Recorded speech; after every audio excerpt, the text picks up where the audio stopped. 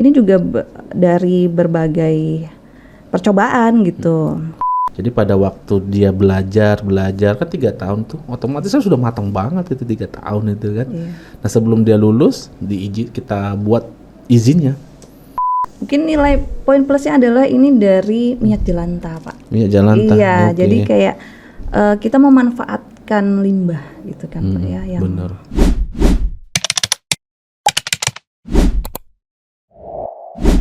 KKN Karya Kreatif Nusantara. Oke, halo. Selamat pagi Bu Denok. Pagi, Pak. Apa kabarnya Bu Denok? Baik, luar biasa. Luar biasa. Kali ini kita kedatangan tamu dari guru farmasi SMK Nusantara ya Bu Denok ya? Iya, betul. Sibuk nggak Bu? Lumayan, Pak. Lumayan. Iya, lumayan. Ini kesini nih Bu bolos kah, izin kah atau gimana nih? Izin dari praktikum. Praktikum Iya, ya kan? biar Tapi nggak dijaga. ganggu? Nggak ada Pak Eko sama Pak Gede, Oh, aman. aman ya. Takutnya kalau mengganggu nanti tiba-tiba siswanya protes ya. Bu Denok ini guru farmasi ya? Ya, betul. Nah, yang saya tanyakan di awal dulu nih, guru farmasi apa sih yang diharapkan dari sebuah guru untuk ngajarin anak-anak? Ya, jadi kalau tujuannya kan kita ini kan setara SMA ya Pak ya, Iya. SMK, tapi jurusannya keahliannya farmasi gitu ya. Kalau tujuan idealnya adalah menghantarkan anak-anak kita itu lebih cepat memperoleh kerja gitu. Oke. Kan itu tujuan memang SMK ya. Jadi kami membekali di sini kompetensi keahlian di bidang farmasi yang tujuan nanti bisa membantu bekerja di apotik, puskesmas atau rumah sakit. Cuman memang rumah sakit sekarang kan minimal D3. Iya. Jadi setidaknya ada bekal dasar farmasi kalaupun mau lanjut lagi kuliah lagi gitu. Oke.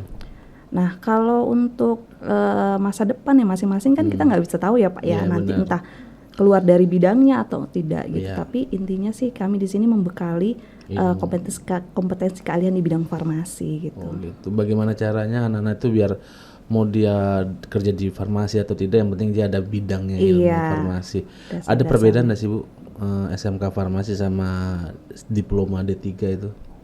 D3 maksudnya step by step pembelajarannya tuh berbeda atau sama tapi lebih spesifiknya di D3 atau S1?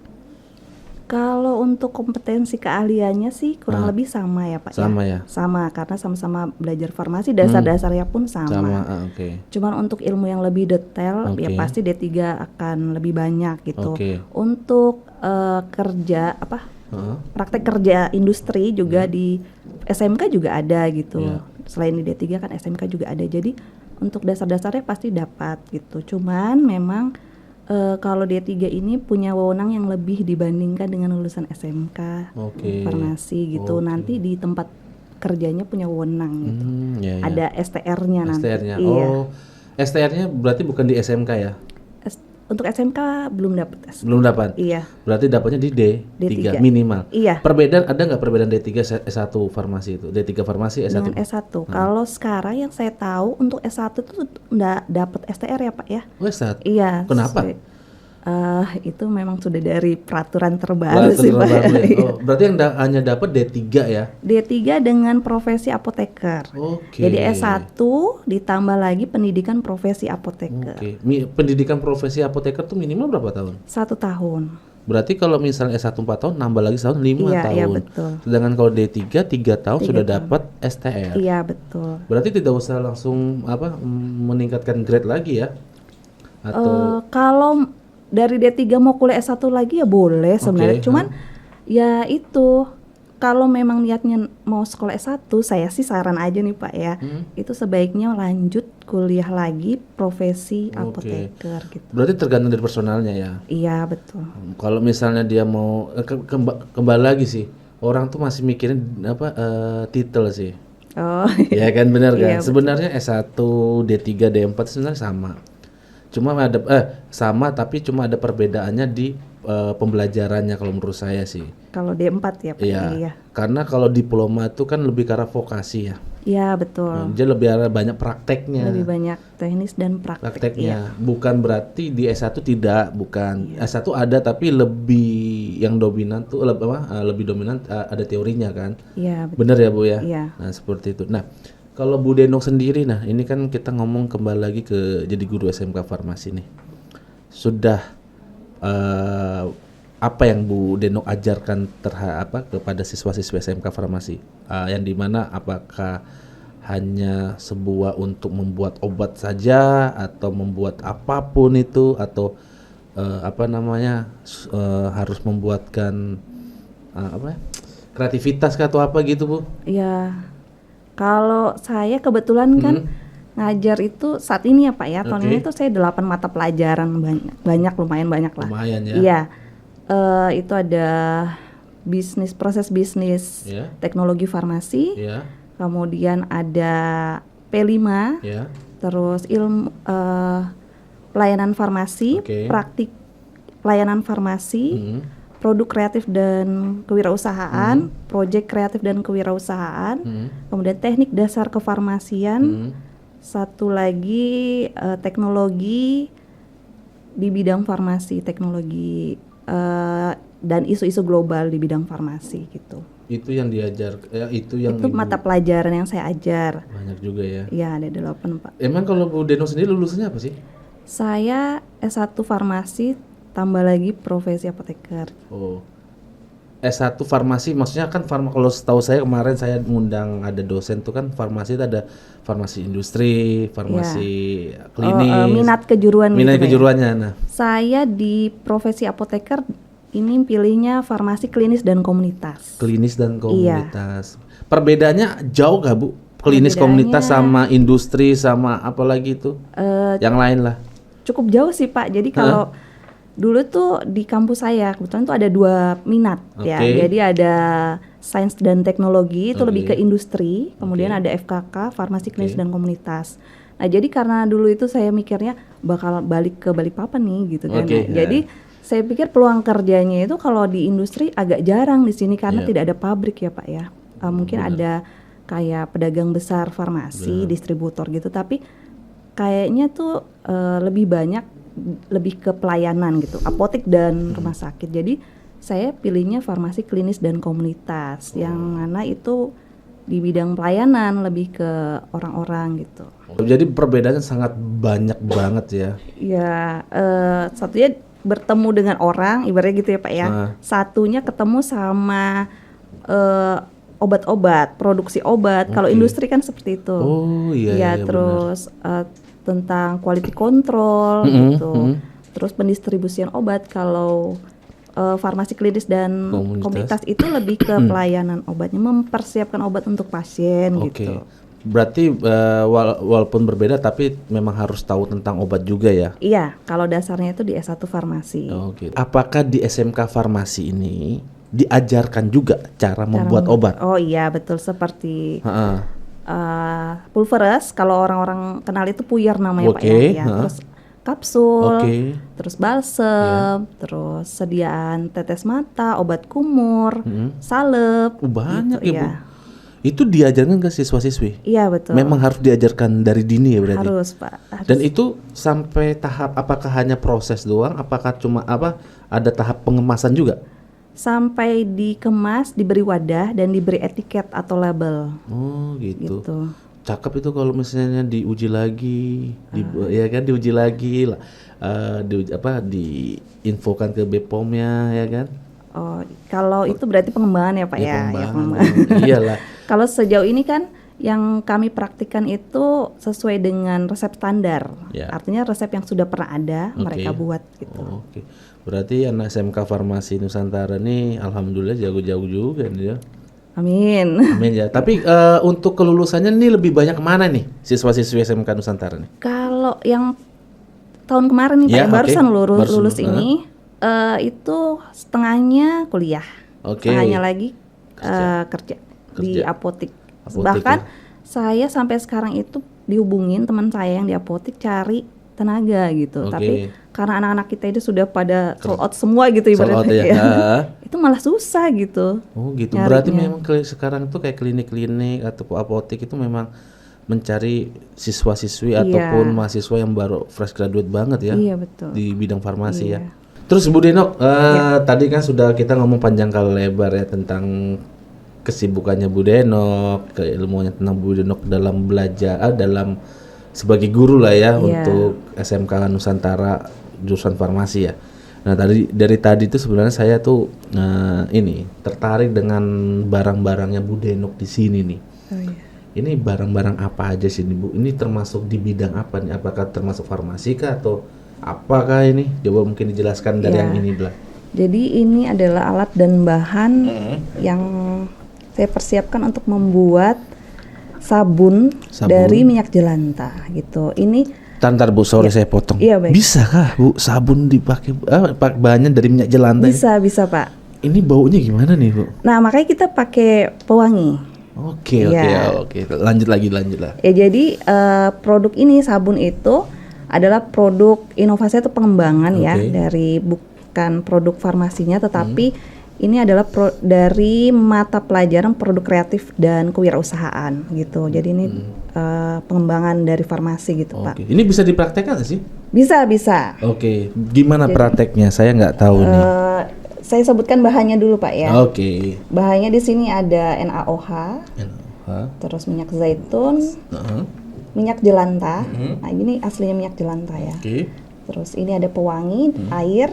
Terus untuk alatnya kita ada cetakan. Ini yang bulat-bulat ini seperti mangkok namanya cawan porselen. Ini beker gelas, gelas ukur. Kemudian ada wadah untuk membuatnya baskom ya Pak. Baskom, oke. Ya. Nah ini kandungannya apa tadi? Ini NaOH Pak. NaOH. NaOH itu kalau kita kenal tuh semacam soda api. Soda api. Iya. Ini harus kalau ini harus pakai sarung. Iya betul, nanti untuk Hand pengerjaan glove. harus pakai handscoon. Nah nanti harusnya ini NaOH dilarutkan dengan air, tapi karena pencampuran NaOH yang dilarutkan air itu akan menimbulkan panas. Oke. Terus uapnya juga berbahaya Pak. Jadi saya sudah larutkan tadi. Oke. Terus ini udah dingin. Oh Ya, ini sudah prosesnya. Ini sudah ya, jadi larutan NaOH dengan air gitu. Tapi nggak bisa diminum kan Bu? Oh nggak bisa dong Mbak. Bahaya. Bahaya. Bayangkan kalau minum soda api. Nanti korosi kita. Takutan berapi-api. Oh. Oke lanjut Ya. lanjut Bu. Jadi ini minyak jelantah yang kita kumpulkan. Ini hasil dari ngumpulin dari anak-anak ya Pak ya. Oke. Kan awalnya itu hitam, Ya. kan pekat gitu. Terus kita rendam dengan arang. Oke. Selain untuk menjernihkan, dia juga bisa menyerap bau. Oke. Karena kan kita nggak tahu ya Pak ini bekas penggorengan apa Iya gitu. benar-benar. Mungkin ada bekas goreng terasi atau nyengat banget ikan, itu. iya. Jadi kita ada proses untuk Penyaringan. gitu ya. Nah nanti sudah itu disaring lagi, jadi seperti ini agak lumayan jernih lah ya Pak ya. Oke. Nah, gitu. Ini Gimana, Pak? langsung aja. Langsung Bu, biar Saya izin pakai masker dulu Pak ya. Silakan. Jadi ini kan tadi yang seperti saya bilang sudah saya larutkan ya Pak ya. Oke. NaOH dengan air tadi. Kemudian ditunggu sampai dingin. Ini tadi sudah dingin. Jadi ini tadi NaOH dicampur dengan air. Terus ini ada bagian minyak. Ya. Minyak jelantah dengan minyak zaitun. Oke. Jadi kenapa saya tambahkan minyak zaitun? Sebenarnya tidak perlu pakai minyak zaitun bisa. Ini supaya agak lembab aja gitu Oke. nanti hasilnya gitu. Kita campurkan dulu minyak, bagian minyak dengan minyak Pak ya.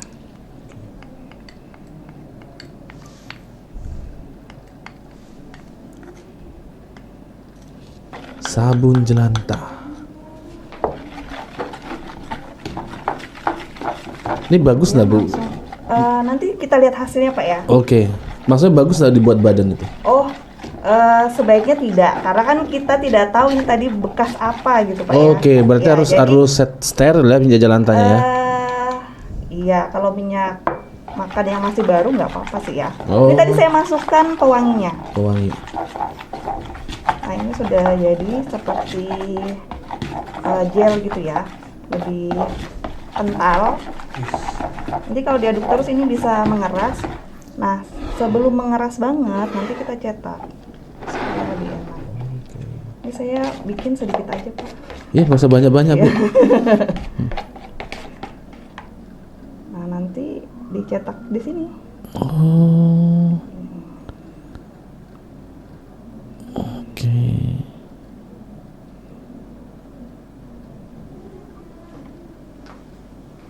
Jadi kalau misalnya bertanya kenapa saya pakai masker dan handscoon gitu ya, itu karena tadi ini ada pencampuran antara NaOH dengan air. Soda Ya, apinya yang itu bisa ya. menguap dan kalau dihirup juga bahaya kan Pak Iya, ya. benar. Karena saya kan bersentuhan langsung gitu. Soda api juga nggak bagus juga sebenarnya kalau kena kulit kan. Iya betul, makanya harus pakai handscoon. Jangankan kulit, soda api aja kalau kita cairkan tumpahkan ke besi aja sudah bisa meleleh kulit ngelupas kan. Iya, nanti iritasi kulitnya. Ya, jadi kurang lebih seperti ini ya. Nanti kita tunggu sampai set atau sampai memadat. Ya.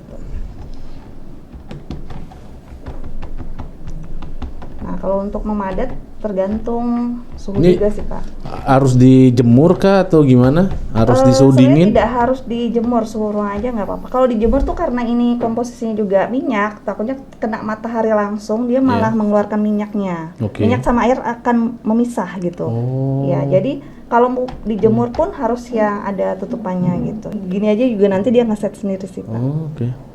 Sudah berarti Pak ya? Udah ya? Nanti saya kasih lihat hasilnya. Ada hasilnya? Ada Bu? hasil. Oke. Jadi minyak kok bisa nih Bu? Kenapa? Pastikan sebelum Anda membuat ini kan ataupun ini kan pasti belajar. Iya betul. Kok bisa minyak jelantah bisa dijadikan sabun itu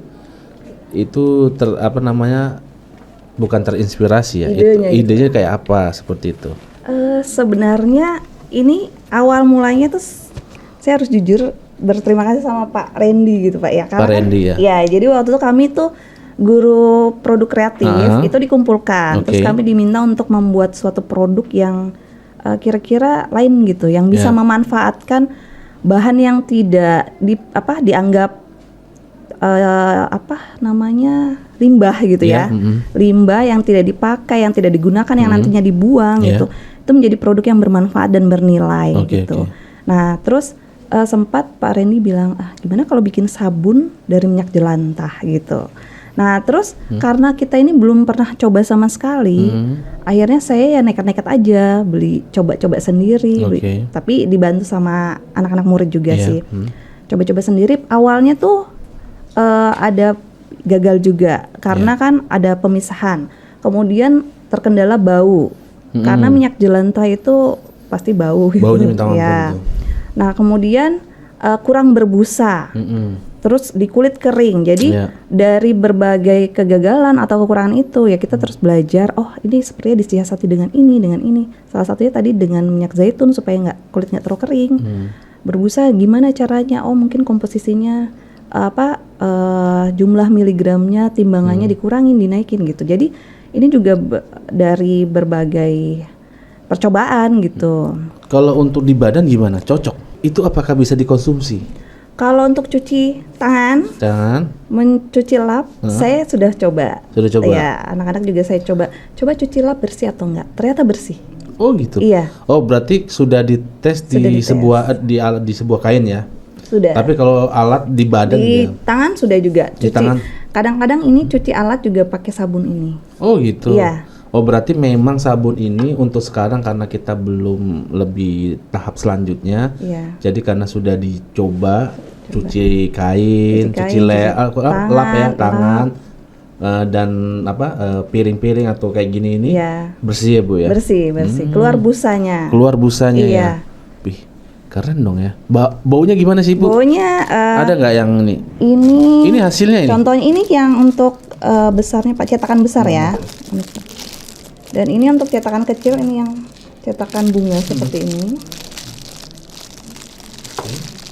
Boleh buka nggak sih Bu? Boleh. Atau mau saya buka yang kecil aja. Yang kecil aja nih, coba tes. Ini kayak permen.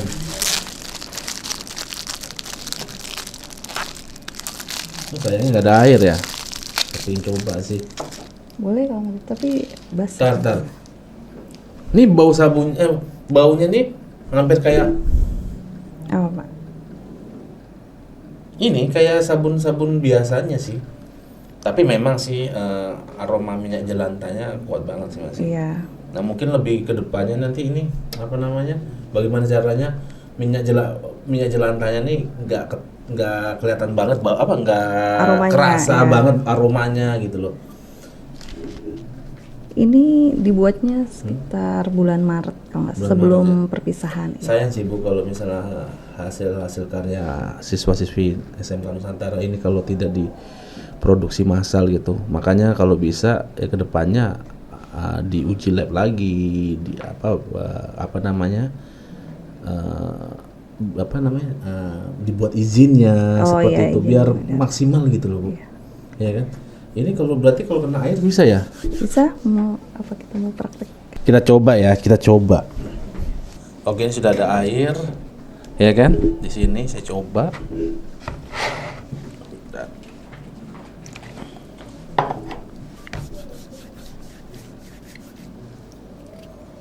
Iya.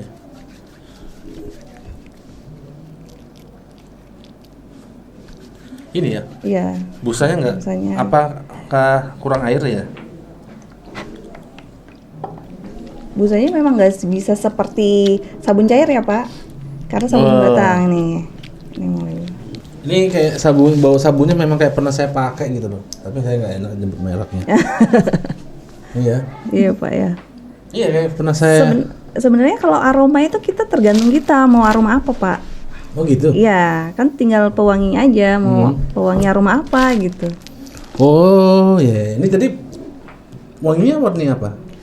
Kalau ini bunga apa ya? Kayak bunga-bunga sakura gitu. Bunga sakura? Iya. Iya, pantesan baunya kayak pernah saya pakai nih sabunnya ini ya kan. Tapi jujur apa namanya? Ini kan saya sudah lap nih. Nggak peliket sih. Oh iya. Kan ada juga tuh sabun tuh Iya. walaupun kita gimana, kadang kayak misalnya masih kayak bukan peliket sih, kayak apa ya? Kayak Ada masih lengket-lengket lengket gitu. gitu loh. Ada juga kayak gitu nih, enggak nih. Nih coba lihat. Ya kan? Iya. Udah ada nih. Nih, ini mana di lap nih. Tiap produksi berarti Pak.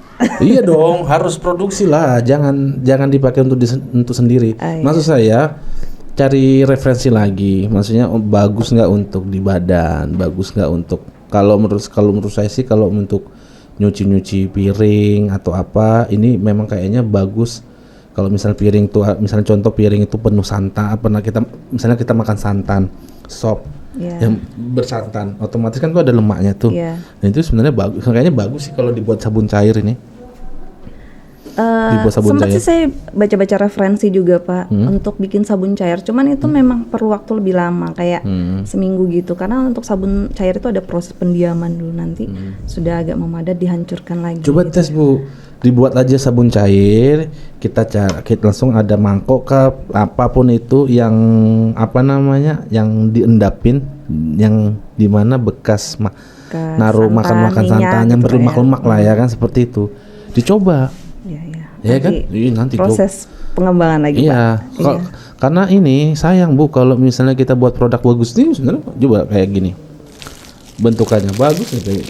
Walaupun cuma ini kan Ini cuma yang dikasih label ini Nah, belum dikasih label. Nah, contoh kayak gini ya. Ini kan bagus sudah. Tinggal di apa namanya? Di packagingnya lebih cakep lagi gitu. Iya, betul. Tinggal apa namanya?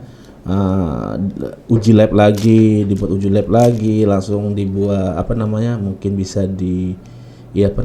izin dari BPOM juga kan, halalnya juga seperti itu. Kalau misalnya ini banyak manfaatnya, insya Allah menurut saya tuh laris sih.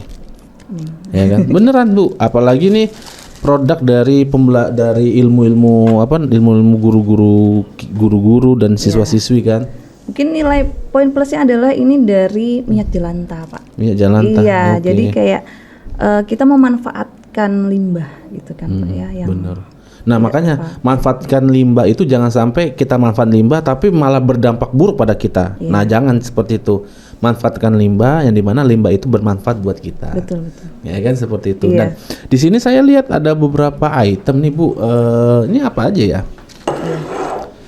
Tadi ini sudah, Iya, ya kan? jadi ini saya membawa beberapa contoh produk yang juga dikerjakan atau dibuat oleh anak-anak kita gitu.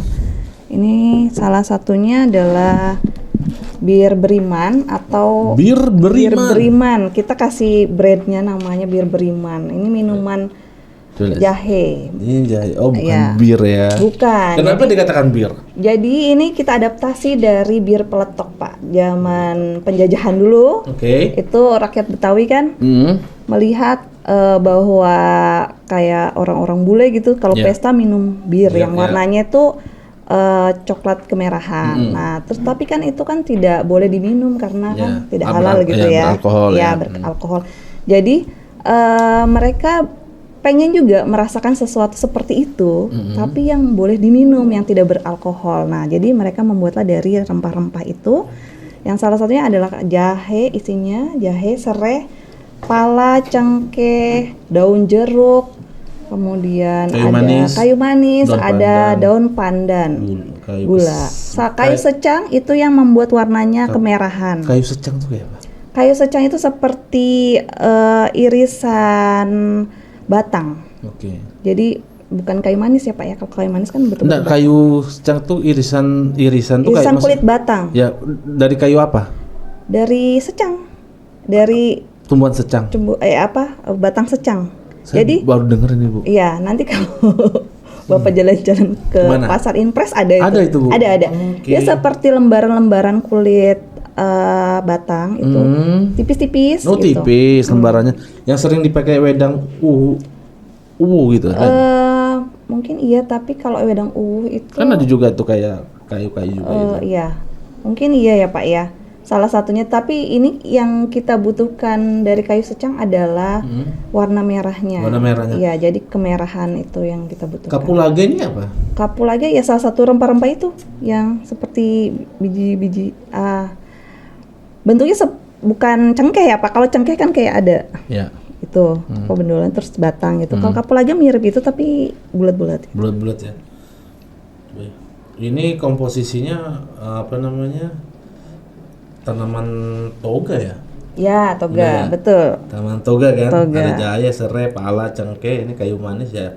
Kalau misalnya minum ini ya bagus juga sih buat di badan ya. Iya, jadi ini bisa membuat mengurangi kembung, Oke. terus pegel-pegel. Tapi ini kandungannya asli murni ini atau ada campuran lain? Murni. Karena kadang tuh misalnya gini, kita lihat komposisinya A B C D ini tadi. Iya, Misalnya iya. ada jahe, serai, palacak. Ini kan sebenarnya tanaman toga yang bermanfaat buat tubuh kita.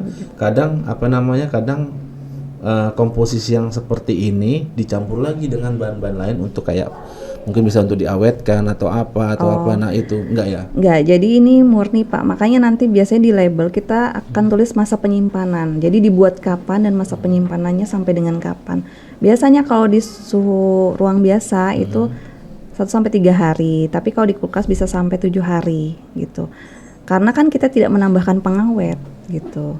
Nah, terus saya sempat tanya untuk memasarkan ini, waktu itu saya ada kayak semacam bimtek dari Lokapom gitu ya. Oke. Nah, itu saya tanya kalau izin edarnya bagaimana, tapi mereka bilang untuk pemakaian yang langsung habis itu tidak diperlukan izin edar. Jadi sebenarnya kalau kita jual ini di luar boleh gitu. Serius? Iya. Oh, karena nggak ada bahan pengawet. Betul, dan langsung habis. Jadi tidak yang berjangka panjang kadaluarsanya misalnya setahun, 2 tahun gitu. Tapi harus diuji lagi nggak sih kayak gini? Kalau pengujian butuh, tapi mungkin kalau skala lab SMK kita belum bisa ya Pak ya. Mungkin skala lab perguruan tinggi itu Belum ada bisa. alatnya, iya. Enggak, maksudnya saya tadi kan Bu Denok bilang bahwasanya ini kalau misalnya dikonsumsi sekali habis, sama LK-POM-nya kan bilang boleh diproduksi massal. Boleh Ya. diperjualbelikan. Diperjualbelikan dengan kondisi seperti ini bisa berarti? Bisa. Karena memang komposisinya memang tanaman toga ya. Iya. Gitu. Oh, oke. Kenapa nggak diperjualbelikan? Kita sering Pak pameran di kayak Lapan Merdeka. Ya. Kita buka stand, terus ini dijual. Anak-anak turun gitu jual. Harus ada iklannya nih, harus dibuat promosi iklannya. Oh, iya. Ini ya, kalau misalnya cuma kayak gini doang nggak berhasil nih. Boleh. Ayo yang penonton nih, yang nonton KKN, bir beriman, minum bir bisa beriman Yes. dan bisa menyehatkan tubuh kita. Betul. Ya kan? Di sini komposisinya jelas, tadi Bu Deno sudah bilang ya Bu ya, di sini komposisinya jahe, serai, pala, cengkeh, kayu manis, daun jeruk, daun pandan, gula, kayu secang, sama kapulaga. Dan di sini komposisinya adalah bahan-bahan toga yang bermanfaat buat tubuh kita tanpa ada pengawet. Kalau emang seperti ini jatuhnya memang ini bukan minuman herbal ya. Yes. Bisa dikatakan minum herbal nggak nih? Minuman tradisional ya. Tradisional, bukan herbal. Ya herbal. Herbal ya. Oh, seperti itu. Oke. Selanjutnya apa nih, Bu? Ada apa nih? Ada. Oh, ini ada body scrub. Body scrub. Ini terbuat dari beras yang dicampur dengan Saya buka ya? bubuk kopi. Boleh Pak. Pelan-pelan Pak. Bertabur. Nah ya. Jadi ini beras direndam, kemudian. Kayak kopi. Iya, karena kan variannya kopi. Kami beberapa kali gitu kalau pameran buat beberapa varian. Dulu pernah bengkoang, matcha atau green tea gitu, dan ini kopi, sisa yang kopi nih. Ini sudah pernah dipakai nggak? Pernah diuji? Sudah pernah. Kalau diujikan belum ya Pak ya, tapi kalau dipraktekkan membersihkan kulit sudah pernah. Pernah. Ya, karena anak-anak juga pakai. Pakai. Ya. Hasilnya apa? Kayak kulit mati terangkat gitu. Nggak bisa langsung instan putih, jadi harus rutin memang. Ini maksudnya kan harus campur air atau tidak? Campur air Pak. Oh, campur air. Iya. Nanti aja lah. Saya coba lah. Iya. Berarti bagus. Berarti daki-daki keluar lah ya. Daki-daki keluar. Oh, iya. Tapi bisa memutihkan nggak sih? Kalau rutin ya otomatis, kalau mengangkat sel kulit mati, otomatis kan nanti lama-kelamaan akan tampak lebih cerah ya, bukan memutihkan Pak, tapi tampak lebih cerah. Ini kayaknya kulit saya ini banyak sel-sel mati nih, harus dikeluarkan. Aduh. Body scrubnya varian kopi SMK Nusantara ini nanti nih. Iya. Terus apalagi? Kemudian ada lip balm. Ini kandungannya apa? Ya, ini kandungannya vaselin, madu dengan pewarna makanan. Vaselin album, vaselin putih ya. Jadi kalau vaselin itu ada dua di dunia farmasi, itu ada vaselin flavum sama vaselin album. Ini kita pakai vaselin album yang warna putih. Ini supaya biar bibir yang hitam pecah-pecah nggak kelihatan. Ya, dan melembabkan. Ini ada salah satu anak kita juga pakai ini, itu pecah-pecah bibirnya, terus sudah baik. Oh, gitu. Begitu. Iya. Berarti kalau pakai ini biar bibir kita tambah manis itu.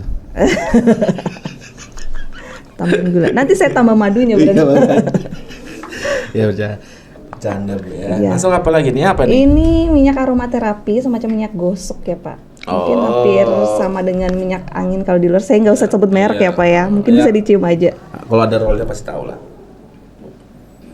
Jadi ini sudah maksudnya kalau kayak gini kan harus diuji lab lagi ya. Betul. Ini kalau ini karena pakai bahan-bahan kimia, jadi ini harus ada izin edarnya. Ini beda varian, ada yang original, ada yang cinnamomum atau kayu manis. Aroma original ini campurannya apa? Original artinya tidak ditambahkan penambah aroma Pak. Oh, ya. gitu. Jadi yang murni minyak angin gitu. Ini bahannya apa? Bahannya kandungannya apa aja? Kandungannya ini adalah metil salisilat, kandungan utamanya Pak ya. Ada mentolnya, kemudian juga ada minyak kelapanya. Oleum kokos dalam bahasa farmasinya ya. Banyak juga nih. Terus ada varian jeruk. Ini aroma citrus. Citri atau jeruk ya. Jeruk. Ini apa lagi nih, aroma citrus. Oh, banyakan citrus sama original. Kayu manis. Oh, ini kayu manis. Iya. Lavender berarti? Enggak. Kayu manis Pak, cinnamon. Enggak, warnanya kayak lavender kan. Tapi saya enak yang bawa original sih. Iya. Lebih menyala. Oh. Terus apa lagi nih Bu? Terus ini ada hand sanitizer, yang ini hand sanitizer cair. Yang ini yang gel. Yang gel. Bisa dicoba nggak nih? Boleh, boleh.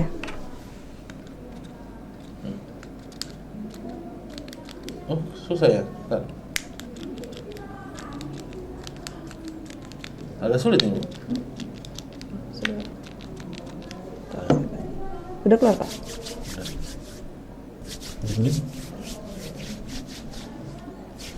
Kalau hand sanitizer itu harus ada beberapa syarat ya Pak ya. Kalau yang gel ini harus jernih. Yang pertama, yang kedua harus dingin kalau dites. Yang jelas ya dia harus mengandung alkohol ya, karena kan mematikan kuman-kuman di tangan.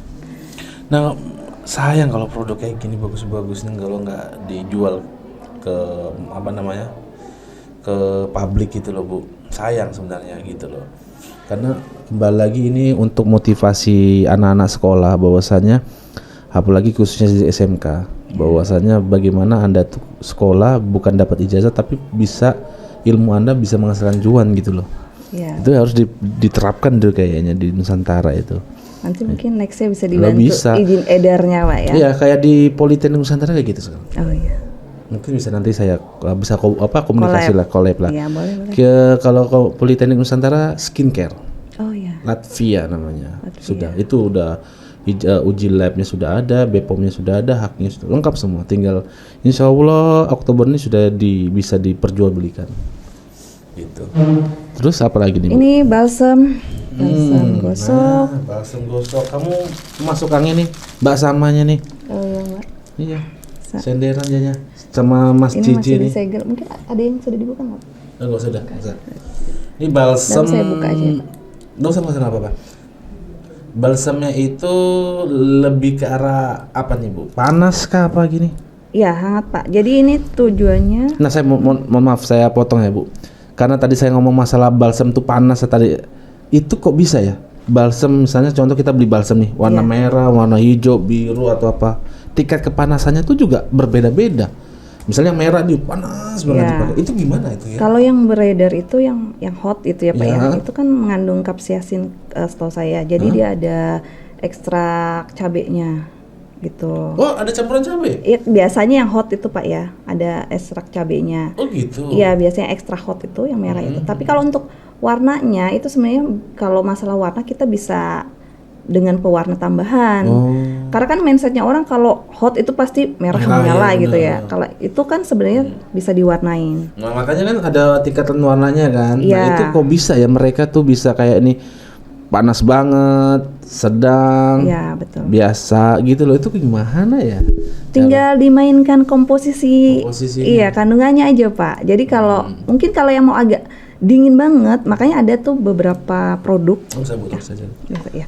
Jadi ada beberapa produk yang misalnya ini aroma mentol, Ya. ini aroma kayu putih, itu kan Oke. berarti ditambahkan. Oke. Ya, jadi kalau yang mau dingin banget, berarti yang aroma mentol nih, yang mengandung Oke. banyak mentol nih gitu. Tapi kalau yang mau panas, terasa panas, ditambahin ekstrak tadi cabai itu. Terus kalau yang mau baunya dominan minyak kayu putih, tinggal olin kaju putihnya yang ditambahin gitu. Gitu. Oh, jadi kan kandungannya ya? Iya. Yang di apa namanya ditambahkan kalau panas panas tambahkan ini cabai gitu ya. Iya, biasa. Seperti itu. Oke. Apalagi Bu sudah? Ini Apalagi masih ada? lilin aromaterapi, cuman kami masih proses Pak ya untuk pewarnaan ini. Itu. Sebelumnya kami warnai dengan pewarna makanan, tapi mungkin seharusnya itu pewarna bubuk ya, supaya dia bisa menyatu. Jadi ini masih proses pengembangan juga. Berarti belum bisa dipakai ya? Iya. Dan ini adalah dry fruit atau ini dari lemon. Apa Irisan nih? lemon Oh, teh, dikeringkan, teh. ya semacam teh-tehan gitu. Oh gitu. Saya nggak bisa dicoba ya. Ya harus dengan air panas sih Pak. Coba ini bisa nih. Kalau bagus kan bisa diproduksi sendiri, bisa jualan. Ya, cuman kalau yang dry fruit ini Pak, kita mungkin terkendala di oven ya. Jadi ini pengerjaannya di rumah. Karena ya, jadi pakai oven manual gitu. Harusnya memang ada oven khusus. Oh, sudah. Berarti ini Bu Denok ini sudah saya lihat bahwasanya memang bagaimana mau mengajarkan kepada siswa-siswi Nusantara berkreasi, Betul. berkreatif, Iya. ya kan, yang dimana supaya bisa kalau kayak gini jatuhnya sebenarnya sudah bagus Ibu role-nya, yang dimana menjadikan siswa-siswi menjadi siswa yang menjadi siswa entrepreneur sebenarnya seperti itu. Makanya kalau misalnya dia tergantung anaknya sih sebenarnya personalnya. Kalau dia semangat untuk mencari cuan setelah kuliah, sekolah atau apa kan, sebenarnya bisa aja. Makanya produk-produk kayak gini tuh sebenarnya sayang kalau nggak diuji lab lagi, dimatangkan lagi lah ya kan untuk dipublikasikan. Mungkin ke depannya bisa dipublikasikan, bisa izinnya apanya diurus biar kita sebagai sekolah vokasi bisa bukan menghasilkan produk untuk kitanya tapi keluar pun juga. Jadi anak-anak yang belajar semangat Bu. Iya, betul, saya setuju ya sih Pak. Iya kan? Iya. Kembali lagi kalau di kampus Politeknik Nusantara itu kemarin itu skincare Laviate sudah. Ini saya bilang sama dosen farmasinya kemarin itu saya bilang apa nih angkatan ketiga ini mau diuji apanya prakteknya. Saya kepingin awalnya prakteknya seperti ini, setelahnya produk menghasilkan cuan. Jadi bilangnya sampo dan sabun herbal. Jadi pada waktu dia belajar kan 3 tahun tuh otomatis kan sudah matang banget itu 3 tahun itu kan. Nah sebelum dia lulus kita buat izinnya untuk kita beredar karena nanti ini saya bantu coba tapi enggak semuanya, tapi ada beberapa item yang bisa menjual nih. Menurut saya sih ada beberapa item yang bisa menjual, tapi nanti saya infokan lagi setelah acara ini. Iya, kita ngomong di belakang aja. Iya, ngomong di belakang. Mungkin itu aja, Bu. Ini ada mau tambahan lagi? Rasanya cukup sih, Pak. Sudah cukup ya. Mungkin soalnya takutnya nanti Oh iya. Sudah lumayan lama ini. Mungkin ya dibantu doa saja, disupport kira-kira apa nanti pengembangan selanjutnya. Mudah-mudahan ada produk baru lagi yang akan dihasilkan gitu. Oke. Saya selalu berdoa semoga Sekolah Nusantara ini bisa bermanfaat buat orang banyak dan bisa menghasilkan sesuatu yang bermanfaat juga untuk semua orang seperti itu, dan sukses buat Bu Denok sendiri sebagai guru farmasi, apalagi ini seorang apoteker ya kan. Semoga tetap kuat menjalani sebagai guru karena orang sebagai guru tuh nggak gampang. Iya. Bener ya Bu ya? Betul. Bukan mental yang harus dipikirkan juga, tapi apa? Kekuatan energi Bu. Iya, tenaganya. Tenaga iya, karena apa? Karena dia harus memikirkan bagaimana murid-murid ini bisa memahami apa yang dia guru-guru yang memahami apa yang guru-guru ajarkan seperti itu.